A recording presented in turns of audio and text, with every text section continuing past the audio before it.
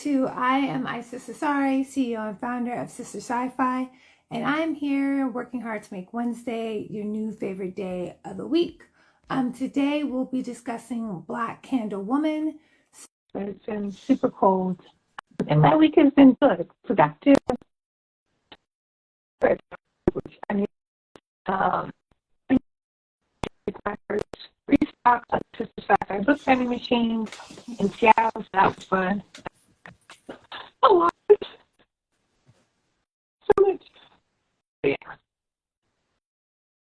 And let me know. You okay? For me, Isis, it's buffering and it keeps going in and out.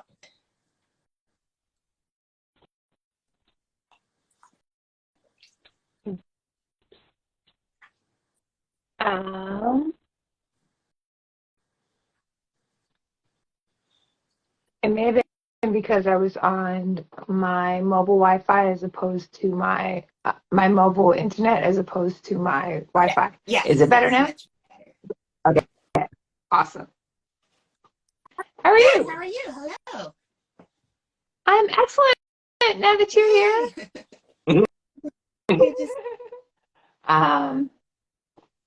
Happy to be here. Yay. How's your week been? So far, so good. It's been a little busy, but it's going by fast. Yay. Busy with continue, because yesterday you were at Baldwin? Yeah. Am I mixing Today I up? was with the book bar in Richmond, Virginia, virtually. I love that. But Friday I was at Baldwin in New Orleans. So yeah, I did some travel. Oh, and that's so perfect Yes. for the book. Yes. I like themes make me really happy. I've never been to New Orleans, but I feel like there's a book, and then I went someplace and they're like, I just went to New Orleans, and I was like, I feel like the universe is telling me to go to New Orleans. So yay. Yes. It was a good time. Yay. Before we do anything else, let's start off with a self-introduction. Please introduce yourself. I am Diane Marie Brown. I am the author of Black Candle Women, which is my debut. It came out last week. And it tells a story of a family of women who are living with a deadly curse, and what happens when they're forced to grapple with it. And the book goes back to 1950s New Orleans, where we learn about the origin of the curse. So that's Black Candle Woman. I definitely enjoyed reading it. Yeah, I enjoyed reading it. I watched the interviews that you did with the Long Beach journalists. I enjoyed listening to interviews with you discussing it. So I'll start with this first question. How did the novel Black Candle Woman come to be? Yeah, so at kind of its purest sense, it started out as an assignment for my writing program that I was in. I don't remember the exact prompt, but I was compelled to write about a family of women, and how I got to the point where I was writing about this particular family is my family is from Louisiana, different parts of New Orleans, Bogalusa, other parts where I would visit New Orleans because that's where my uncle lived. And so visiting there was always very special. It was fun. And over the years, I learned about the history, the rich history there, and about voodoo and Marie Laveau. And just her as a legend, such a strong connection with the city, and me not really knowing my grandparents, and having a big imagination, I just kind of wondered, what if I was related some way, somehow, to Marie Laveau? And so it just started me thinking about what her legacy would be and how her her energy, her aura, her gifts, what would happen if she was able to send those through several generations and have people use it in different ways. And so in my mind, I kind of created this character that was similar to Marie Laveau, because I didn't want to use her exactly, and imagine a family that has gifts possibly related to her, but then also have this curse that they have to contend with. So yeah. Yeah, I enjoyed it. There's so many questions I want to go. I'll go back to like how it came to be. So in your other interview with the Long Beach journalist, you were like, you submitted the book several times and then 2020 happened and then like things changed. Do you want to talk about that story a little Yes. bit? So yeah, I finished my writing program a decade ago, basically. And with that, I had the first 100 pages or so as my thesis. And so I continued to work on it. Took about a year to finish it, and then really was excited about getting it out to agents, hoping to get signed with an agent.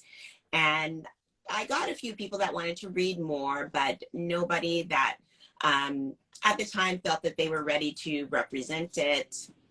And feedback from a couple. And so I would, of course, be disappointed, put it away, but I kept going back to it because I just loved these women, and I wanted to find a way to make the story better if that's what it took. And so revised it, did that cycle a few times, but I put it away and I had started working on something else completely different.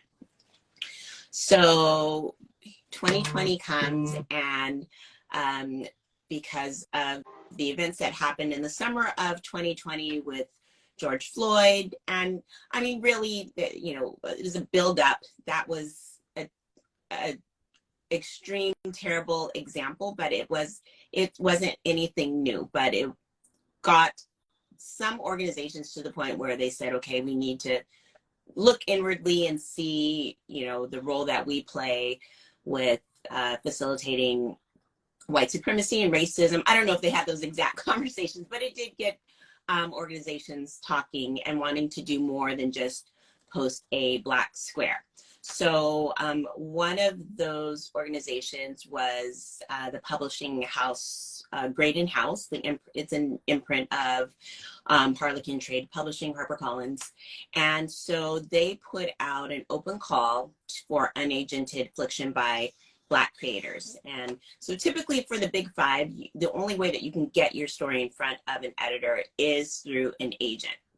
But knowing that there are barriers to that it's, you know, it can be difficult for some of us to get our stories understood, or get agents to take a risk. It's not really a risk, but to try something different.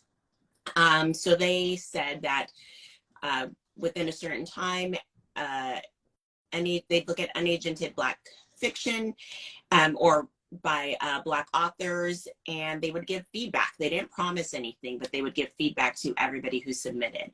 And so I said, well, hey, I have this story that's done, you know, it wouldn't hurt to send a query. So I did, and there's an editor there who took interest and asked for the entire manuscript, and so I sent it to her. But then I didn't hear back for a really, really long time, about 8 months or so. And then, but she hadn't gotten the feedback like, you know, was promised. And so that kept me a little bit hopeful that maybe they were waiting to get through all that. And that's exactly what had happened. They got over 800 submissions, and they kept their word and gave feedback. And yeah.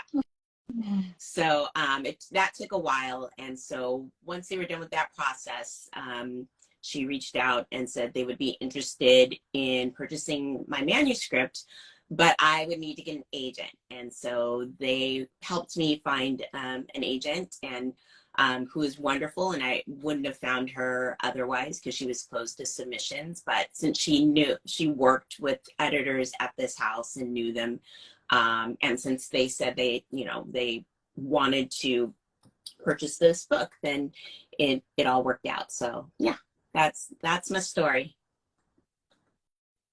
And thank you for sharing that story. It's so rich.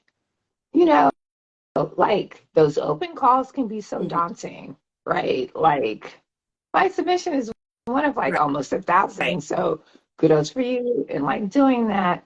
And then also what happens, institutionalized racism is real and there's still a lot of barriers. But what happens when an organization, at least temporarily, looks at some of the boundaries to entry and creates opportunities that navigate around that? And then, then you got the review, you got an agent. So that's really Yeah. exciting. So going back to something else in your first response, you mentioned Marie Laveau, who I always think of as a Black witch. I'm in one section of the book, Victoria, and it would have to be Victoria, makes a very clear distinction between voodoo, hoodoo, and witchcraft. What is your personal distinction between the three? That's a good question. Um, some of it is, I think, perception.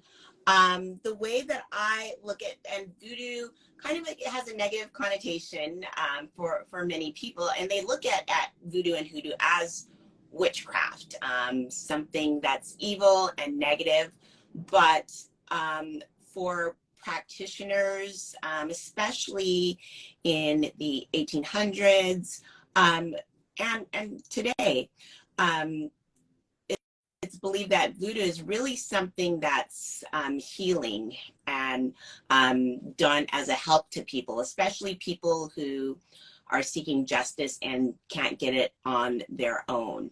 But like anything, you can take something that's meant to be beautiful and turn it into something that's not, or use it in a way that maybe it shouldn't be. And that might be when it gets to the point where it's witchcraft.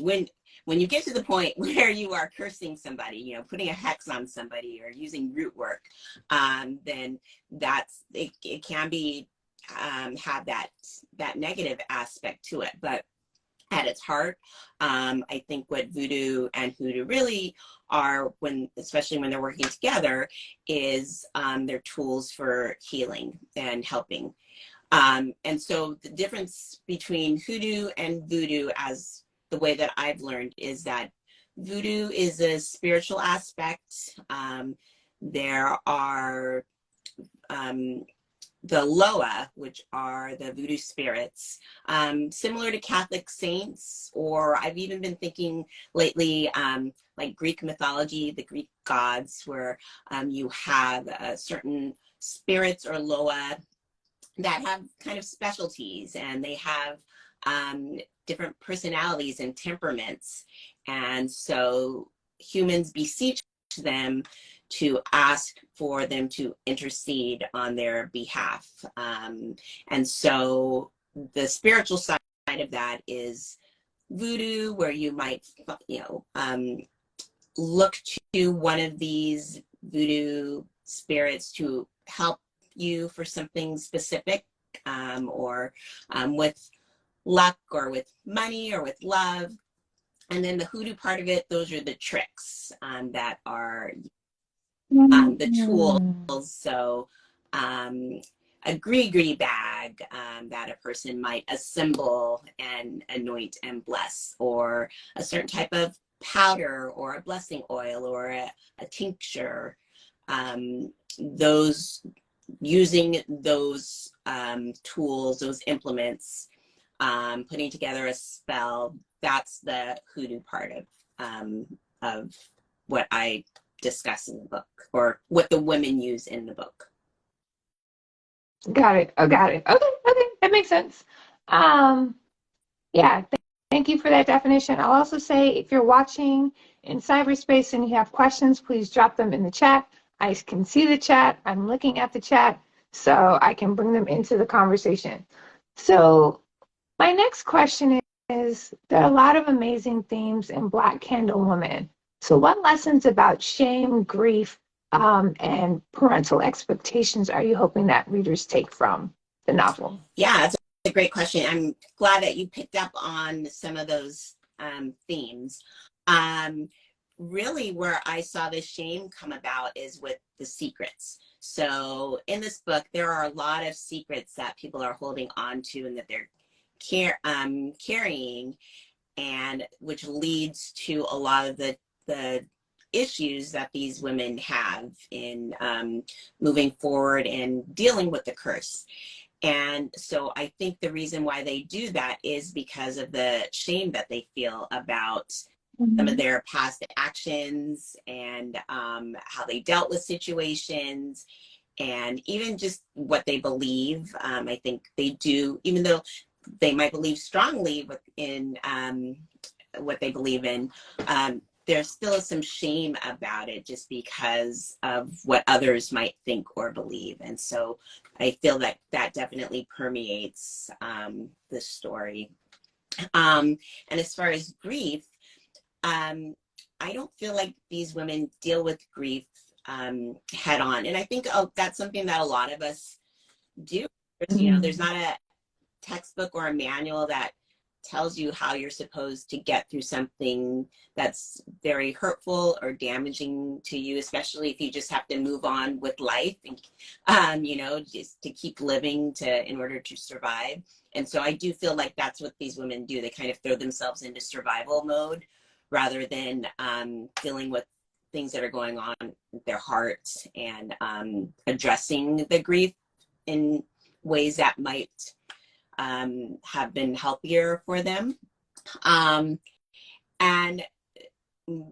in many cases, they have expectations that have been put on them by a member of their family. And that's what kind of a big thing that I wanted to explore is just knowing that we can change our destinies and we can challenge those expectations that are put on us by other people, in particular family members, our parents, our moms. You know, if they have certain expectations for us, whether it's who we fall in love with, or the type of person we fall in love with, or taking over the family business, or the career that we want to have in our lives. All of those things can trouble our hearts and keep us from joy. And so that is something that I definitely wanted to get across with these women, and not just breaking the curse, but breaking that pattern of putting expectations on our loved ones. So true. And I mean, this is based off of watching other interviews. You also have personal experience with that, like having to navigate family expectations and then be like, but I have different expectations of my life. Yeah, it's so funny. Not that my parents ever explicitly said, like, my parents are both educators, and I think there was some you know, they definitely wanted me to go to college. That was always that's just the natural next step, never any questions. And I'm sure they probably at some point wanted me to be an educator. And I was always like, no, I don't want to be a teacher. And of course, many years later, not right out of college, but many years later, I became a teacher. So sometimes that's just kind of in your blood, even if you fight against it. But yeah, there's always those expectations, and when we don't meet them, I was a teen mom, and I had to drop out of college, and I felt that was a huge disappointment to I felt that I didn't live up to what they expected me to be. And of course they're disappointed, but that doesn't mean that they, you know, are gonna abandon me, or they don't love me, or they don't have hopes for me. But yeah, we feel that as children, and even as a parent, I'm sure I've done the same thing with my kids, you know, and I have to really question that with my own children and how I guide them. I want them to be happy, healthy adults. I think that's kind of our role. Is sometimes we think we know what's best for them, and but we have to let them navigate on their own and help them make their way, but not force them into something that's not right for them. That's so insightful. I see a couple people just joined. So if you just joined, we're discussing Black Candle Woman, a debut novel by Diane Marie Brown. So we're really excited. A couple of PSAs. So if somehow you're not following Sistah Scifi or you're not following Diane Marie Brown, please click that little white arrow right there and you can follow both of us. If you're interested in purchasing the book, you can click the little link at the bottom of this live, or you can also check it out from the library. There's no pressure. And also, if you're enjoying this conversation about being a debut author, about Black Candle Woman, you can share, use the little arrow to share it with your friends. We're also active on Instagram. So that is the end of the mid-conversation announcements. I loved the questions at the back of the book because I read the book. And then I was like, oh, they're book club discussion questions. Yay, Timothy, I'm glad you found a copy at your local library. And so I won't lie, I took several questions from the discussion questions. I was like, because when you're in a book club discussion, discussing the questions, I was like, I wonder what the author thinks. And now I'm like, I can ask you directly. So one of the first questions from the book club discussion questions is, did you think that the Montrose woman deserved to be cursed? Without giving away spoilers. Yeah. Right. And you, not as a reader, but as an author. Well, the way that the curse was put into place, I think the way that it unfolded, the way that the curse came to be, the person who put it into place felt that they were doing, they were seeking justice on their part, that they were doing the right thing. I shared with a different discussion the whole idea of good and bad, having a villain in a story, the antagonist. The villain in their story, they never think that they're the villain, right? They are doing what they believe is best for them in their situation. And sometimes it's kind of interesting if you were to write a story from somebody else's point of view. You might change your mind as to, okay, who really is the bad guy, because you process the information, the story differently. So I don't know if I'd say that they deserved it, but I can understand why somebody felt the need to maybe take that measure. I can see their perspective. And aligned with that. And also watching other discussions in original iterations of the story, the motives of the Montrose women and how they used the curse was far less altruistic, or, they had evil intentions in how they were using the curse. Yes, yes, in early versions of this, this is when it was more of a short story. It was about a group of women who had this deadly curse where anybody that they fell in love with died, which is the case, but they used that as a tool to unalive people that that they felt didn't deserve to be here anymore. And so, but I at the end, as it got longer, as I decided to make it a novel, I really wanted to be about love and protection and family, and so I had to kind of change that a little bit. But yes, you have caught another one of my. I know I did mention that in another interview. So yes. But I like that term, unalived. I'm unaliving people. How did you choose which Montrose woman would narrate the chapters?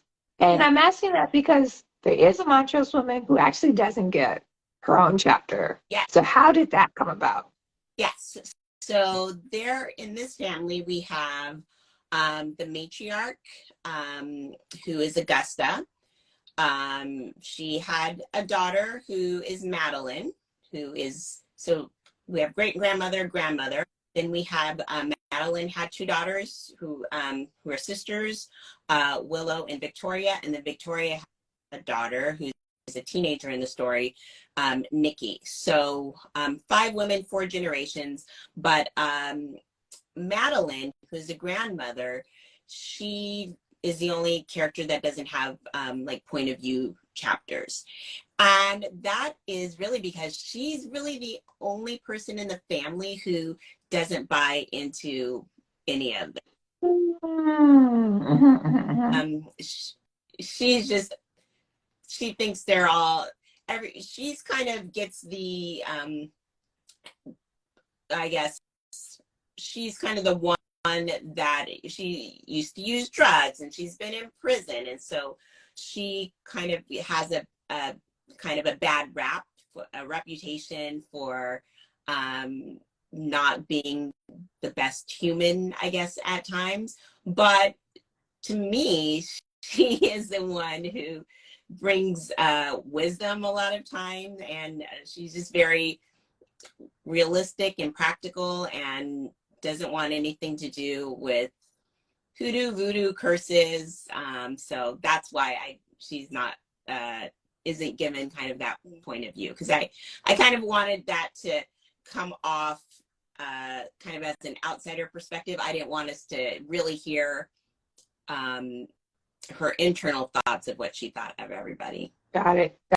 And you're right, because and after I'll say this, I'll pause if you want to read an excerpt. That would be great. And one part, what I like to call their grimoire, like she's using it, like I'm like, you can't do that with somebody's grimoire. Like, what are you doing? So yeah, I'll pause there. If you would like to read an excerpt from Black Candle Woman, that's the time. There's absolutely no pressure. Yeah, I just gonna read a really, really short section. This is from Nickie. Nickie's, again, she's a teenage daughter who we open the story learning when she learns, or when she brings home a love interest for the first time. She doesn't know about the curse. She doesn't know that her mom believes in voodoo or that her aunt practices hoodoo. And so she's filling in for her aunt. Her aunt works as her mother's assistant. Her mother's a marriage and family therapist, and so she's at at Willow's desk and makes a little discovery. So I'll read that. As she stretched out her legs, her bare heel hit something. She pulled it back and heard the soft drip of paper, probably one of her mother's client files.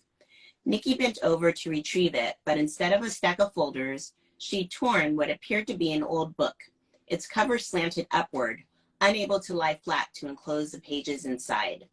She placed the book on the desk, pushing aside the wireless keyboard and turning on the lamp. The leather of its spine was mealy and ripped, prior damage, not caused by her heel. She guessed it was a photo album, her aunt stashing it here to bury pictures revealing old hairstyles or bad fashion choices. It was heavier than she assumed it would be, its leather cover old but soft. The name Delilah pressed into it in gold. Its brittle pages creaked as she opened it near the middle and discovered a faded photo of a German shepherd taped to a page that said, "Fixing a Broken Heart Spell," followed by a list of ingredients and instructions. Written below were names with short notes. Betty Codo, she 22, sick over Hank Riley. Amirani Dupree, fell for friend Roberta, who then stopped speaking to her. Krishan Wolfer, husband, left her for best friend.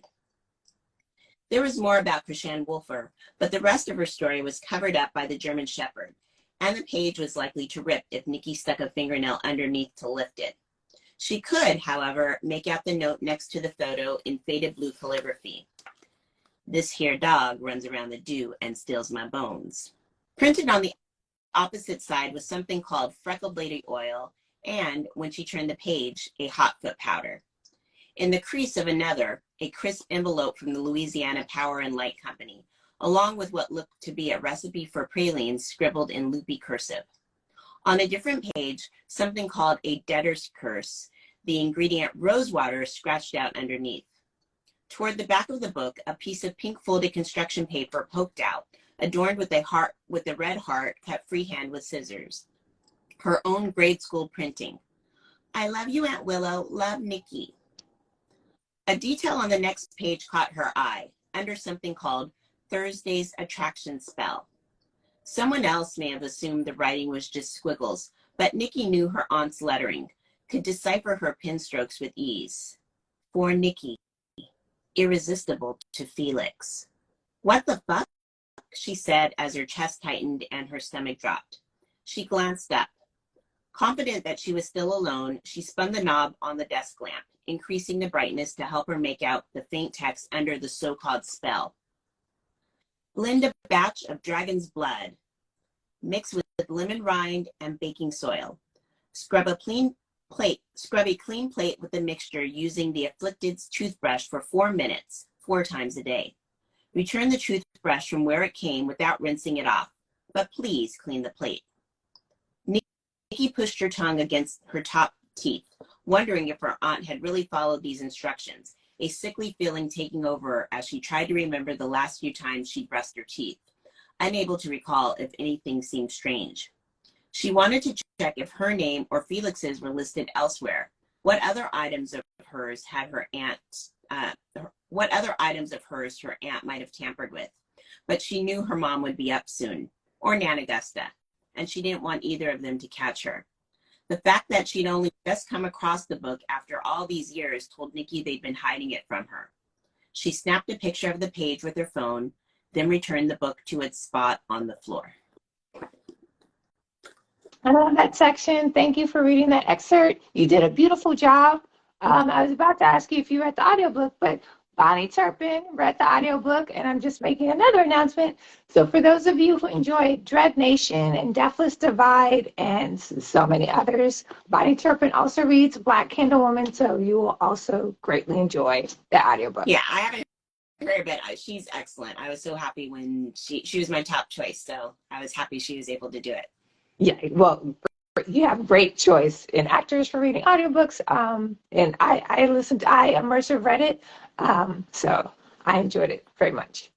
The next question is, okay. This is also a question that I took from the book club discussion questions, and I was like, I'm here for it. Who is your favorite Montrose woman? Separately, which Montrose woman reminds you most of yourself? I think my favorite Montrose woman is it's between Willow and Madeline. They're kind of similar. They're like buddies, even though they're mother and daughter, but they're buddies. Yeah, I really like both of those. My favorite to write might have been Willow or Augusta. So for those of you who haven't read the book, Augusta she's the matriarch, the great grandmother, but she's nonverbal. And so I felt that gave space for me to explore her thoughts a lot more. She has a lot of internal processing and thoughts. And so I enjoyed writing her, but I think I'd have to say Willow's my favorite. And as far as which one reminds me of me, I think I'm a cross between Willow and Victoria. I think I want to be like Willow because she doesn't follow the rules. She's going to do her own thing. She's going to make her own path she's going to push as much as she can. She's employed by her sister, so she can only push so much. She doesn't want to get kicked out of the house. So I kind of have that spirit. However, I'm more of a rule follower like Victoria. I think I worry. I think I keep things in. So I think I operate like Victoria, but I have the spirit of Willow. Yeah, that's 100% my answer. I'm like, I'm a Willow with the veneer of Victoria just to like give the facade of holding it together. But I'm actually, I'm a hot mess like Willow. And I loved it. Like Willow is by far my favorite character. Um, so my next question is, wow.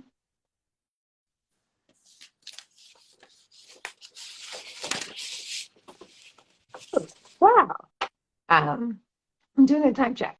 So who would play Willow? Victoria. Oh, no, no, no. That I was like, no, there's another question. Before I ask that question, I'm gonna go off script a little bit. So the Montrose women, in their own way, are very sensual. Did you have to like give yourself permission to allow to explore that part of your characters, or did it come naturally or with ease?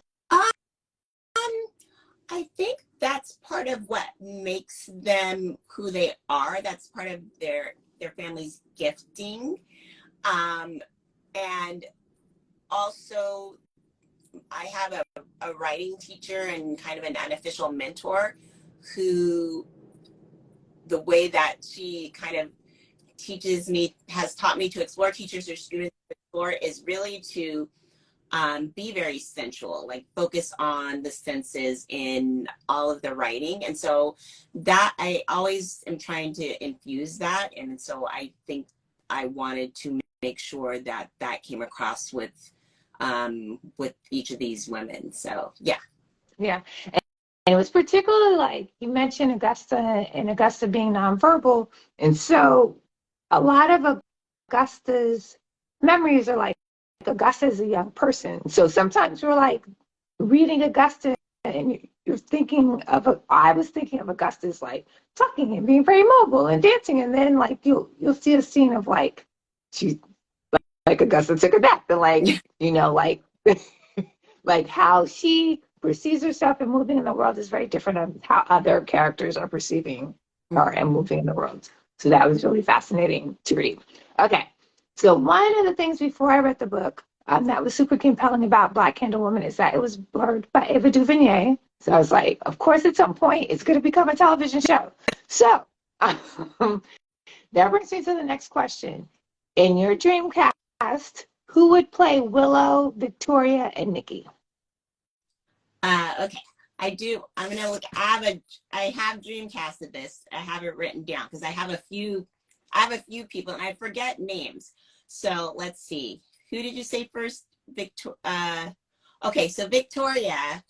The main person that I would love is do you know Danielle Deadweiler? She was in Till. She's the mom in Till. Oh, yes. Yes. Okay. In From Scratch. I think she's a great actress and I love her. And then Willow, I really like Janelle Monáe. We all went Janelle Monáe and everything. Yeah. So yes, I'm here for it. Yeah. Also Bianca Lawson from Queen Sugar. What character was Bianca? Oh, she was Ralph Angel's partner. Yes. Okay. Yes. Yeah. Okay. Yeah. Nickie, I like Sky Jackson. I don't know what she's been in lately, but she's like a Disney actress. Okay. Or Casey Waffle. She was she was Naomi. Yes. Yeah, I like her. Okay. Yeah. Yay. Okay, yes. So send me the list. We'll keep putting it out to the universe. So when it gets adapted, they're like, we already know what actresses to go to. So I am excited. So I'm still looking for more questions in the chat. You have a bit of time. Timothy, you said Darla Sutton. Yes. She does play Darla Sutton. Thank you, Timothy. They were all like, get your life together, Isis. She plays Darla. I got you. Yes, she plays Darla. Another one, whenever we do a fan cast, people who always get brought up are Janelle Monáe for all the characters, Storm Reed for all the characters. Really good. I did not of her, so that's really good. Yeah. So awesome. So yeah. If you have questions, I'm still looking at the chat. We have about 17-ish minutes. I'll go into the this or that portion. If you have this or that fan, you can ask them to the group as well. I have fresh this or that's just for you. To go. I mean, no, it's not. No, and also you've seen them, but there's no pressure. You respond to whatever comes to the top of your head first, and then afterwards, if you want to give a little bit more context, you're more than welcome to. Those of y'all watching in cyberspace, you're more than welcome to give your answer in the chat. And yeah, and all of these, for those of y'all in cyberspace, all of these are brand new this or that. So if you've been watching for like over a year now, you haven't heard these questions before. So the first one, you talk about and mention Zora Neale Hurston a lot in Black Candle Woman, which is really exciting to me. So the choice is their eyes are watching God or Barracoon. Well, I haven't actually read Barracoon yet, so I'd have to say their eyes are watching God. I have a feeling it'll be their eyes are watching God always and forever because it's beautiful, but who knows? Which is fine. That's an excellent choice. So I'll ask that to y'all. Let me know in the chat. I know there's a little bit of a delay. What was your introduction to Zora Neale Hurston? Well, many years ago, I think I read in college, and maybe around the time, maybe a little bit after, is when the movie came out with Halle Berry, and so then I watched that movie and I was like, oh, I think I remember reading this, and so I reread it, and that's when I was more like, I think when I read it the first time, I was getting too hung up on the language, I was letting it trip me up or get in the way, and then rereading it, you realize how beautiful the language is, and just how artistic, and I don't know, it and funny though also, and so yeah, that was my entry. And then when I was researching this book, of course, all of the anthropological work that she did in the South, in cataloging stories and writing about hoodoo in Louisiana, that informed, I read like Mules and Men, but then some other books that research that I did was informed by her work. So. Mm-hmm. Yay, I love that. And I love that journey in your introduction. So the next one, I had to do some Googling for that. Angela Bassett, Marie Laveau, or Marcy T. House. And you're like, who's Marcy T. House? That's fair. So she played Marie Laveau in an episode of Lost Girl, which is like a Canada fantasy show that I think I'm the only one in America who ever watched. But yeah, those are two choices. Wait, what am I choosing them for? Or both actresses played Marie Laveau. Oh, okay. So yeah, so Angela Bassett or Marcy T. House. I'd have to say Angela Bassett, just because I didn't see the other actress, and she really can do no wrong. So right, it is kind of like Angela Bassett for everything. Yeah, but I was like, there's another option. Yeah, it's like Angela Bassett will always win, but there's another option. Okay, so going back to book to television adaptations that I absolutely love, I have to ask, and sibling rivalries, Nova Bordelon or Charlie? Her maiden name is Bordelon. Oh, Nova. Oh, okay, that makes me really excited. Why do you? I really love Nova. And Nova wasn't in the book. And so I can't imagine Queen Sugar without Nova. And also, like, there are times in Queen Sugar where I can't stand the way Charlie is acting. So why did you choose Nova? Oh, she's an activist, and I like the way that she loves. She just throws it all out there. She's just passionate with everything that she does. And if you can tell by the book, I love aunties, and she's a great auntie. So yeah. She is like the absolute super auntie. Also, she could totally be a Montrose woman. Like she's living in New Orleans. She He was I on, don't know. I she was on the other show based in Louisiana. True Blood. True Blood. Thank you. I was like, what? Somebody's gonna bring it up. Yes, true. I loved her in True Blood. I feel like I will. She's another actress. She just shines in all the things that she does. Yeah. She also like her character is always like paying homage to the ancestors. I don't know if she would call it like hoodoo or voodoo. I consider her a black witch. So yeah, I was like, yeah. I'm always here for Nova. So now, okay. I was like, is my chat not working? Everybody was so quiet today. And so Alice says yes, she can be a Montrose woman. So we have agreement on that. So going back to very intimidating and sometimes oh, I didn't know Rotuna was in Hannibal. I didn't know that either. See, that's why I do these, because I wanted something new every single time. Going back to intimidating and somewhat daunting Black moms, Claire from the Cosbys or Blue from Blackish? Bo from Blackish. Oh, who's most intimidating? Or who would you prefer, Claire or Bo? I prefer. That's a tough one. I mean, you don't mess with Claire Huxtable. So, Oh, no, you don't. but I feel like she raised strong women. So did Bo. But I gotta keep it old school with Claire Huxtable, I think. Yeah, I think growing up I wanted to be Claire Huxtable. Yeah. I was like, but yeah, I wasn't trying to go to law school, so. Okay. Timothy says, she's in the third season. She was the blind woman, Reba McLean.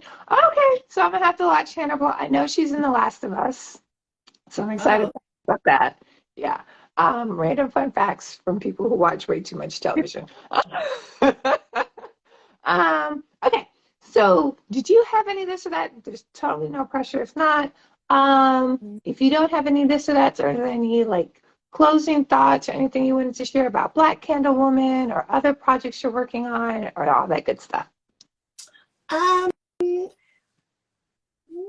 really. Just, I'm just very excited that this book is out there, and I hope people enjoy it, and really that it spurs some of these conversations that people are having. And I'm happy. Hopefully this, not that I'd given up, but I feel excited that I definitely will keep writing. I'm excited about new projects. I have a lot of ideas. I just kind of have to figure out which one I'm going to stick to and make it happen. But yeah, I'm thrilled to be here and to talk to people like you, influencers, bookstore owners who are doing wonderful things for writers. So I really, really appreciate it. I appreciate you taking the time. I really enjoyed Black Candle Woman. And I just like the reception has been like so strong by like the blurb has gotten. It's Jenna's book club pick, which I was like, oh, how did that happen? How did that happen? It happened a long time ago. That was I've known about that since August.